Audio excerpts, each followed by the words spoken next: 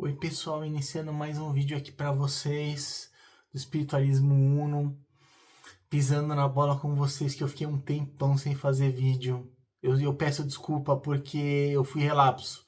Foi pura preguiça, pura relapsice minha. Mas eu tô aqui de volta, pessoal, pedindo desculpa e com a mandala para vocês se autoconhecerem enquanto vocês assistem o vídeo. Sempre a gente deixa a mandala para você ter um bom progresso espiritual enquanto assiste o vídeo. Mas eu espero que no próximo vídeo que eu for colocar aqui no Espiritualismo Uno, eu já tenho um videozinho para passar para vocês no Pássaro do Ar também. Por enquanto, o Pássaro do Ar ainda não tem vídeo, mas eu vou deixar ele aqui na descrição. Se você quiser já se inscrevendo para já ir vendo nossos vídeos e não perder o nosso canal, nosso novo canal, que vai ser onde a gente vai colocar vídeo daqui para frente. E eu quero vocês lá. Não, pessoal, eu não passei pro outro canal sem falar com vocês. Eu continuo aqui por enquanto, no Espiritualismo Uno. A gente já criou um canal, mas ainda não pôs vídeo nele, né? No Pássaro do Ar. Agora, pessoal, a gente vai falar sobre o que é a Umbanda e juntamente tratar uns pontos importantes sobre a Umbanda. A Umbanda é uma religião brasileira fundada por Zélio Fernandino de Moraes em 2008. Desculpa, desculpa, gente, em 1908. A Umbanda já tem mais de 100 anos, é uma religião muito nova. Ou melhor, né, gente, não foi fundada por Zélio Fernandinho de Moraes, foi fundada pelos mentores espirituais dele. E a Umbanda é uma religião que trabalha principalmente com mediunidade, atendendo consulentes em caridade, que buscam ajuda e orientação. E as entidades, através dos médiums, elas passam essa orientação com seus problemas, no que os consulentes estão buscando, e elas orientam e atuam energeticamente, ajudando esses consulentes também. Geralmente, muitos espíritos ajudam quando uma pessoa vai no centro de Umbanda. Porque os mentores da Umbanda, eles são chefes de falanges de espíritos. Então, quando uma pessoa vai no centro de Umbanda, ela é ajudada por muitos espíritos. E essas entidades, elas vão no nosso trabalho, elas vão nos ambientes que a gente frequenta, que a gente pode estar com problema, e vai ajudando os espíritos que também estão com a gente e que estão nesses locais. Então, a ajuda fornecida acaba sendo grande. Então, quando uma entidade da Umbanda ajuda uma pessoa, um encarnado, ela está ajudando muitos desencarnados também. E o médium que realiza esse trabalho, ele também está ajudando os encarnados e os desencarnados.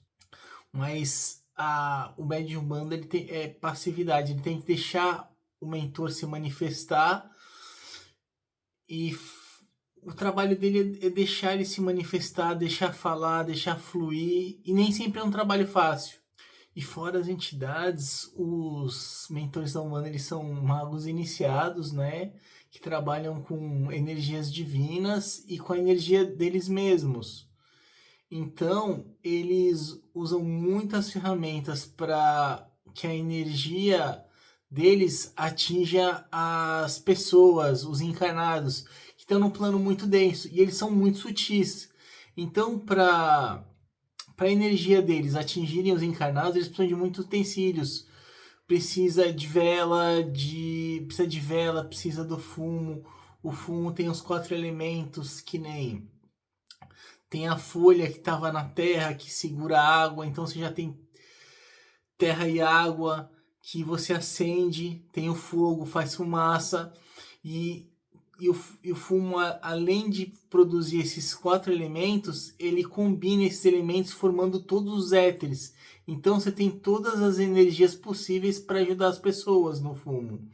Por isso que as entidades, quando elas atendem um encarnado, ela sopra a fumaça na cabeça da pessoa, ou em alguma parte do corpo, no coração, para ela tá jogando energia para ajudar essa pessoa na parte do corpo que esteja precisando ser desbloqueada, nos chakras do corpo, que são regiões psicoenergéticas, psicofísicas também. Ou seja, né, os chakras elas têm domínio do nosso físico e do nosso psicológico. Então, cada chakra tem uma função psicológica e física. Então, quando uma entidade ela está usando um chakra ou com fumo ou com outra técnica energética, ela está atuando num ponto específico da gente, ajudando a gente, jogando uma energia necessária para que a gente se cure, recobre a consciência, se autoconheça, transmute o que precisa ser transmutado, tenha conhecimento, aprenda o que tenha que ser aprendido. E assim, pessoal, manipulação de energia é uma coisa que acontece no espiritismo, com o passe. Muitas vezes já ouvi espíritas usando cristais, né, para dar o passe, pedras, cristais, esses que a gente encontra em casas esotéricas. Então, são elementos materiais que são utilizados, né? E com banda não é diferente. Só que a gente tem um nome para isso que não é, que o espiritismo não é bem visto esse nome. Mas o nome, quando se usa uma manipulação energética para um fim, que na Umbanda é positivo e no Espiritismo não é positivo, não deixa de ser magia. O nome magia é definido como a manipulação de energia. Então, o reiki é manipulação de energia, passe, cura prânica, mandala. Existem muitas técnicas de manipulação de energia na Umbanda. Na Umbanda você tem as velas usadas, o ponto riscado, que são as mandalas, tem as imagens usadas, que elas são reservatórios de energia. Você usa as ervas, a energia das ervas, dos banhos, das flores, das oferendas, de muitos utensílios que você utiliza a energia de Deus, né, em primeiro lugar, dos das divindades ou dos orixás e das entidades. Deus é o Deus único, mas ele criou diversas divindades que trabalham para ele e que ajudam a regular tudo o que existe, ou melhor, né, ajudam a criar, preservar e renovar tudo que existe através de Deus, né? Deus é é o primeiro da hierarquia, né? O segundo são os principais orixás. Aí vai tendo toda uma hierarquia que chega aos mentores. Aos mentores, quanto mais evoluída a pessoa, mais ela trabalha nessas hierarquias. E assim, nesses meios energéticos, dependendo de onde o mentor tá, se ele é um mentor que tá no plano átmico, se ele é um mentor que tá no plano búdico, se ele é um mentor que tá no plano mental ou celestial, ou se ele é um mentor que tá no plano astral. Ele consegue, com esses métodos, trazer energia, esses métodos energéticos, trazer energia de todos esses planos, inclusive do plano divino, de Deus, para beneficiar a gente, os encarnados, e os espíritos que estão com a gente. E o culto às divindades, né, aos chamados orixás, né, que são divindades africanas, na verdade, não é porque a Umbanda seja africana, a Umbanda é brasileira, mas a Umbanda, ela houve, né, no plano espiritual, uma reforma religiosa que passaram a adotar o culto aos orixás africanos. Qualquer divindade de qualquer cultura ou de qualquer religião poderia ser usado, porque todas as culturas e todas as religiões cultuam as mesmas forças, as mesmas divindades, só que com nomes, humanizações e mitologias diferentes. Por quê? Porque as mitologias são uma codificação que atrapalha com que pessoas mal intencionadas saibam de todo esse sistema de divindades para não usar maleficamente, né? Então é uma proteção, é uma codificação, uma proteção, não é uma codificação, uma proteção. E as principais divindades da Umbanda conhecidas, né? Existem muitas divindades conhecidas. E existem divindades conhecidas que a gente não sabe o que faz. Então, existe as divindades da fé, né? Que são Oxalá e Oiá. As divindades do amor, que são Oxum e Oxumaré. As divindades do conhecimento, que são Oxóssi e Obá. As divindades da justiça, que são Xangô e Egunitá. As divindades da lei, que são Ogum e Ansan. As divindades da evolução, que são Obaluayê e Nanã.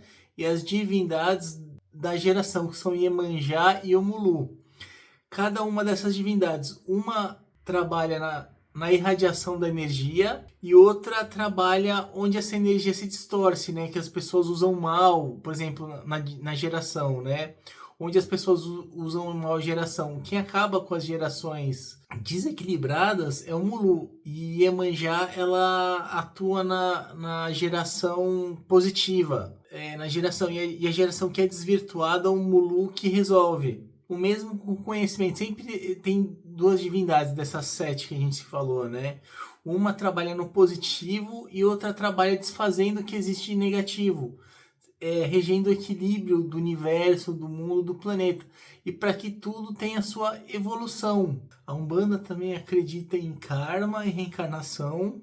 Karma, é o que a gente sofre de ruim pelo tudo que a gente fez, todas as nossas ações, seja nessa vida ou em outra vida, tudo que a gente fez volta pra gente. E a gente tem que pagar de alguma forma ou reverter fazendo boas ações que queima karmas ruins também. Nas reencarnações, a gente passa um tempo reencarnado. Depois, quando a gente falece, a gente volta para o plano espiritual. E lá a gente passa um tempo, pode ser num lugar positivo ou negativo, dependendo das nossas obras em vida, das nossas ações e de como a gente é, se somos pessoas boas ou más. Existem relatos, né, de pessoas que foram boas a vida inteira, mas se tornaram más no final da vida e foram para lugares ruins. E então a gente pode pensar, né, que pessoas que foram ruins se tornam boas, vão para lugar bom, porque a gente vai, quando a gente falece, a gente vai para os locais que a gente tem afinidade. E a gente reencarna até que a gente não precise mais reencarnar. Quando a gente não precisa mais reencarnar, quando a gente atinge a ascensão, que a gente chega num nível de evolução tão grande e a gente, através do nosso autoconhecimento, a gente vai se autoconhecendo, e quando a gente se autoconhece, vai aumentando o nosso amor, nossa humildade, nossa simplicidade. E a gente vai, não falo de humildade e simplicidade em termos de pobreza, mas em termos de não ser orgulhoso e não ser vaidoso. E você ser verdadeiro, ser o que você realmente é. Então, e quanto mais amor você sente, então o que é o amor? São sentimentos gostosos e agradáveis que a gente sente. Então, à medida que a gente vai se autoconhecendo, chega num nível que o amor está tão intenso que a gente não precisa mais reencarnar. Então, a gente, a reencarnação, a gente ocupa o plano físico enquanto a gente está vivo, reencarnado, e quando a gente morre, a gente vai para o plano astral. Mas depois, quando a gente rompe com as reencarnações, a gente vai para o plano celestial ou mental. E a gente continua a nossa evolução espiritual. Até o ponto que a gente continua se autoconhecendo, a gente continua evoluindo, progredindo espiritualmente, até a gente sair do plano celestial mental. E a gente vai para o plano búdico, que é um lugar melhor ainda, e que nosso amor é muito mais intenso. Nossos sentimentos e cada plano de existência, tudo que a gente é por dentro é mais intenso. Tanto o que é negativo e o que é positivo. Então, depois do plano búdico, a gente vai para o plano átmico, onde aí, plano átmico, a gente não sai mais dele, a gente permanece nele, mas a gente continua evoluindo, que a evolução é eterna. E a gente vai aumentando cada vez mais o nosso amor, nossa evolução, e vamos transformando seres cada vez mais. Primeiro a gente chega à plenitude, depois o êxtase, a gente vai se sentindo cada vez melhor. E a gente vai se preocupando com o amor, né? Cada vez mais com o outro e ajudar o outro. E os mentores espirituais são alguém que tem um nível de amor muito grande. eles já, ah, eles já saíram da fase do plano astral e do plano físico e estão numa dessas outras fases. E eles ajudam a humanidade, o imenso amor que eles têm, na caridade, na simplicidade, sem querer se aparecer. Então eles ajudam os seres humanos, tanto e através das consultas de Umbanda, eles vêm e nos ajudam. E existem diversas escolas que esses seres frequentam, né? Diversos tipos de trabalho que eles exercem. E cada tipo de trabalho é um tipo de entidade. Por exemplo, os caboclos, né? Eles são entidades que estão muito ligados ao conhecimento. Eles trabalham com a cura da alma e com a cura mental. Já os anciões, né, chamados pretos velhos, eles trabalham com a cura, são especialistas em cura emocional. E a especialidade deles é sabedoria. Já os guardiões, eles trabalham com ação. Eles são os policiais do plano espiritual. Eles trabalham no corte trabalham no corte de energias contrárias, energias ruins, cortam magias contrárias, eles limpam a gente de obsessores, formas de pensamento e também atuam no trabalho e relacionamento amoroso nosso. Existem os herês, que eles trabalham na alegria, os baianos, que são uma forma de guardiões, são tudo especialidades. Os Zé Pelintra, que eles são especializados em trabalhar com a malandragem. Eles não são malandros, como se dizem, né? Mas eles são especialistas em lidar com a malandragem. Existem os boiadeiros, que eles são... Como é que se fala? Eles transportam espíritos de um lugar para o outro, espíritos negativos, né? E os marinheiros, que são orixás, são irradiadores das energias do mar. E os gitanos, né, também chamados de ciganos, mas o nome mais correto é gitano. Eles trabalham com prosperidade, com nossa vida amorosa, são muito alegres, trabalham com alegria, são como o arco-íris. Eles não são da Umbanda, eles aparecem na Umbanda para ajudar, mas eles não são da Umbanda. E a Umbanda é isso, gente, esse monte de conhecimento que eu estou passando para vocês, que vem para a Terra para ajudar as pessoas. Espero que vocês tenham gostado do vídeo, pessoal, e compartilha para o seu amigo que não conhece a Umbanda, que é a religião que você frequenta, que você acredita, se ele tem preconceito, se ele não tem. Manda esse vídeo para ele ver como a nossa religião é boa, é positiva, é do bem e não usa o mal. Falando nisso, para a gente acabar com preconceito, né? Quando as pessoas usam o álcool na Umbanda, o álcool nem o fumo, ele não sacia o vício da entidade, a entidade não é viciada. Aquilo para eles são elementos que eles usam para energia.